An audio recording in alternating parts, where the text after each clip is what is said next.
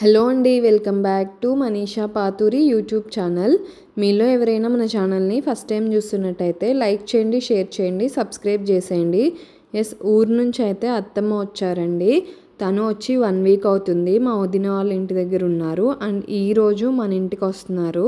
వచ్చేసారు. బెల్ అయితే రింగ్ అయింది. డోర్ ఓపెన్ చేస్తున్నాను. హాయ్ జెసిక. హలో. హాయ్.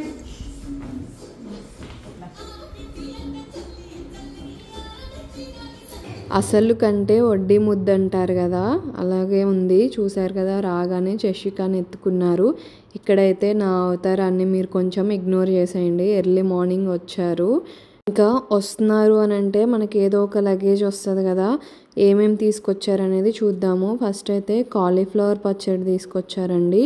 అండ్ ఇది వచ్చేసి హల్వా అన్నమాట, సొరకాయ హల్వా. మా వదిన చేసి పంపించింది. మా హస్బెండ్కి కొంచెం స్వీట్స్ అంటే ఎక్కువ ఇష్టం అండి, అందుకే తను చేసి పంపించింది. నెక్స్ట్ ఈ డబ్బాలో ఏముందో ఓపెన్ చేసి చూద్దామండి. ఇదైతే వంకాయ ముక్కలు పచ్చడి అండి. మీకు ఎవరికైనా వంకాయ ముక్కల పచ్చడి గురించి తెలుసా అయితే నాకు కమెంట్స్లో కమెంట్ చేయండి. ఇది సమ్మర్ కాబట్టి, పచ్చళ్ళ సీజన్ కాబట్టి మొత్తం అన్ని పచ్చళ్ళు తీసుకొచ్చారు. ఇది కూడా పచ్చడేనండి. పచ్చిమిరపకాయ ఆవకాయ అండి ఇది. ఈ పచ్చడి గురించి కూడా మీరు ఎవరైనా తెలుసుంటే నాకు కమెంట్స్లో చెప్పండి. అండ్ నెక్స్ట్ అయితే ఇది టొమాటో పచ్చడి అంట ఇది.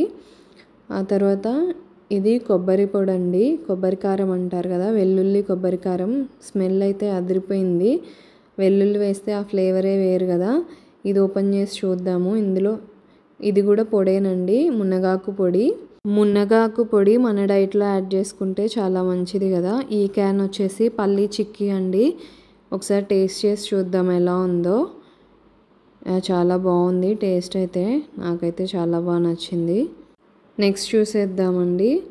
ఇదైతే పండు మిరపకాయ పచ్చడి అంట. కొత్త కారము, కొత్త పచ్చళ్ళు, సమ్మర్ స్పెషల్ కదా. నెక్స్ట్ వడియాలండి. మనకి సమ్మర్ అనగానే గుర్తొచ్చేది కొత్త పచ్చళ్ళు, వడియాలు, ఊరమిరపకాయలు. ఒకసారి అయితే కవర్ ఓపెన్ చేసి చూద్దాము ఊరమిరపకాయలు ఎలా ఉన్నాయో.